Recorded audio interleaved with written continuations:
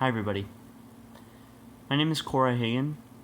I'm 29 years old, and I wanted to post this video today to share my story regarding trigeminal neuralgia, a disease that I got diagnosed with 4 years ago in March of 2013. If you're in pain right now, I completely understand your situation. It's a pretty horrible thing, and it nearly destroyed my life when I was diagnosed with it. Consequently, I have also been pain-free for 4 years, remarkably, and I wanted to share my experience with this in hopes that, especially any newcomers who are experiencing trigeminal neuralgia right now, you can have, some story that may impact you in your own decision making when you want to deal with this disease. In March of 2013, actually a couple weeks prior, I had received my first and only root canal I've ever had in my life. I didn't really think too much of it at the time, but a couple weeks later, when I was still recovering from the root canal, I started experiencing a different kind of pain that at first I thought was tooth pain, and later I would come to find out wasn't tooth pain at all. I'd always found this very strange, that this happened so quickly close to my root canal, and while medical professionals, and especially my neurosurgeon and neurologist, told me that, it had nothing to do with it, I've always wondered if there was some correlation, but I'm not going to make any strong claim. But it was an interesting fact in my particular situation. When I was finally diagnosed with trigeminal neuralgia, I was already in incredibly excruciating pain. For me, I had classic trigeminal neuralgia, and it was on the left side of my face, and I particularly felt it in my left front tooth, of all places. For any of you who've had teeth pain, you can know how excruciating it is, and having this with trigeminal neuralgia on top, it was pretty awful. Without, I believe it was carbamazepine, which was the drug that I was put on to alleviate some of the pain, or should I say suppress some of the pain. If I didn't have this medicine, I would literally just be on my knees in pain constantly. My attacks were unrelenting, at first lasting sometimes only a few seconds, in some cases lasting hours. It was just the most excruciating pain I had ever felt in my life, and I wouldn't wish it on anyone, not even my worst enemy. Because the pain was so severe for me, I started really looking into drastic measures. At the time, I was only 23 years old, and I had never gone through anything like this. I'd broken an arm, I had sprained ankles, but nothing like this. I didn't know anything about trigeminal neuralgia. It was the first time I had even heard the word from my endodontist who did my root canal.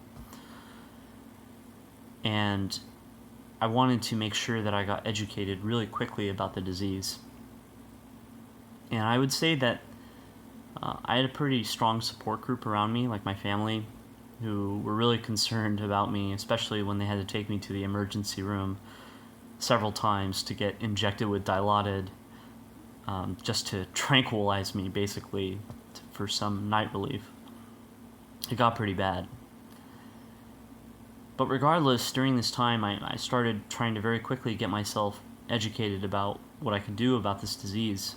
And I think, like anybody who starts looking into this, you begin to realize the gravity of the situation, and that many medical professionals will suggest medical treatments for the disorder, or this disease. Again, due to the severity of what I had, I started thinking about much more drastic measures, such as surgery, but To be honest, at the time, I didn't really know what options were available to me. I'm from Southern California, and at the time when I was diagnosed, I lived very close to a city called Irvine, which I knew at the time had a department of neurosurgery. So I started looking into doctors with my parents, and I found a neurosurgeon named Dr. Mark Linsky. Before I continue this story, I want to say that Dr. Mark Linsky literally has saved my life. I'm forever in debt to him and his neurosurgical team that operated on me. I wouldn't be here making this video if it weren't for him.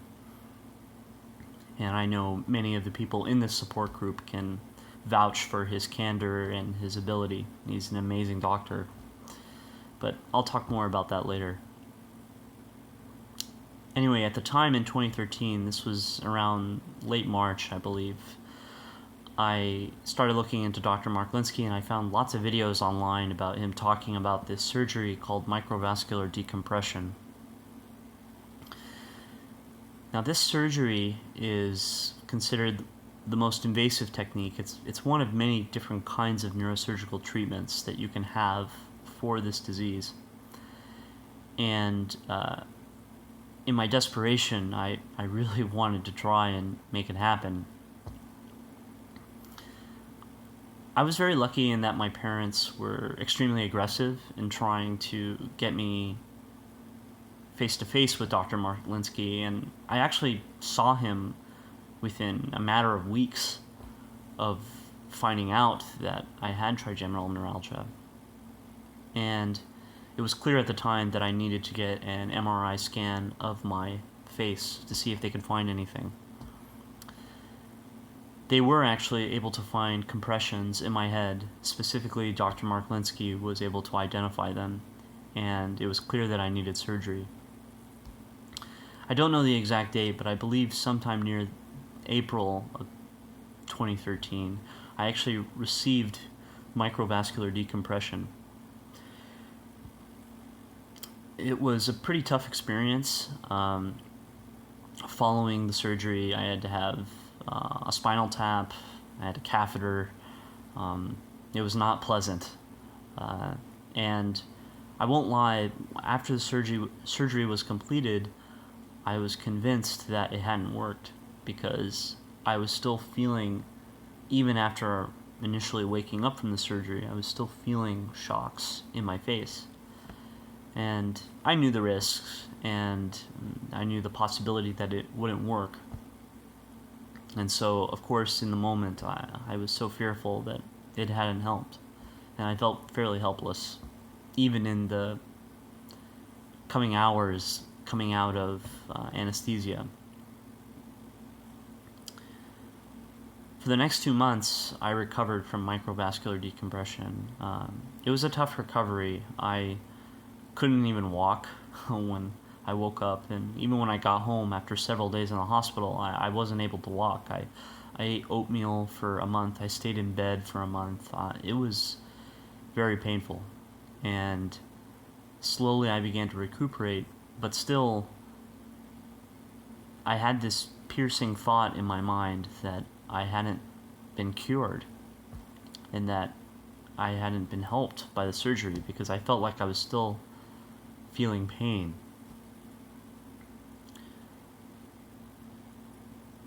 Dr. Mark Linsky told me in the days that came afterwards of recovery from my surgery that, trigeminal neuralgia very much is a mechanical disorder.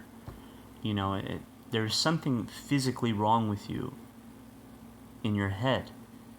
And this physical impairment is this blood vessel, or could be veins, or something that is imposing onto the nerve, the cranial nerves. And because of this, the quality of the surgery is one of the most determining factors of whether or not a surgery is successful. Of course, I didn't know at the time that Dr. Mark Linsky was like one of the most foremost experts in the world on this surgery. And looking back now, even though I tried to get very educated, I can't even believe that I missed this point. And, hindsight is 20/20, but I'm so thankful that I was lucky enough to live so close to him. It's just remarkable, and I'm forever grateful, and I realize how lucky I am. But that being said, again, Dr. Mark Linsky always told me that the quality of the surgery is what is very important, and I hope that for any of you that are considering microvascular decompression, that you'll keep this in mind, because you really have to be careful when choosing a surgeon and make sure that you ask the right questions, such as, how successful have you been in your surgeries, and what has been the recurrence rate, and how many surgeries have you done in the past year. How many surgeries have you done in total? These are all questions you need to ask, and I didn't ask any of these questions when I was choosing a doctor. So I just got lucky, for the most part. So if you're considering this surgery, please be sure to ask those questions. Anyway, in the coming months, I started getting better and better, and now I'm 4 years out, and I haven't really felt any pain. I've had a couple scares, that's what I've learned about the healing process from microvascular decompression is that it takes a long time, and you need to be prepared for the long haul, and you need to listen to what your doctors are saying. Of course, this is dependent on having a doctor who is skilled and understands the surgery very well, but I think my takeaway from trigeminal neuralgia and my experience with it is that it's not just a physical impairment in your head, it's an impairment in your mind as well. Like, even to this day, I still have fear that trigeminal neuralgia is just creeping around the corner and it's going to come back. And it's because the pain was so insanely excruciating that I'll never forget its impact on me, and what I see its impact on other people. But this same fear is also what can lead people, I believe, to make sometimes irrational decisions about how to treat this disease. And if I can impart you with anything regarding my experience, it would be that I really wanted to be as educated as I could so I could make the best possible decision for myself. Surgery isn't for everyone. Medications aren't for everyone. Everybody will have a different path to, hopefully curing this disease in their life. But the important thing is that you're educated on the decision, and it's not a decision driven by emotion.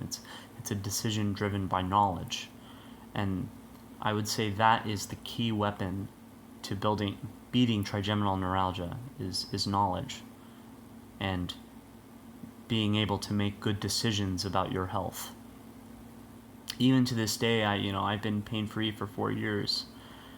I've changed things about my lifestyle and how I carry myself regarding my health to make sure that I'm giving myself the best possible chance to not have recurrence in this disorder, in this disease. But it's a lifelong battle, and I personally would really recommend getting surgery. I mean, the results of it really speak for themselves in my case. I mean, I have been pain-free for the better part of 4 years, but again, it's dependent on your circumstances and what you choose to do. I would say that in conclusion, I don't think I hope my journey with trigeminal neuralgia is done, but I think that now that I've been able to have some alleviation for so many years, I hope that in sharing this story, you can have some, at the very least, hope or knowledge on how to beat this disease. Now, I'm not claiming that I've completely beat this disease. I hope I have, but it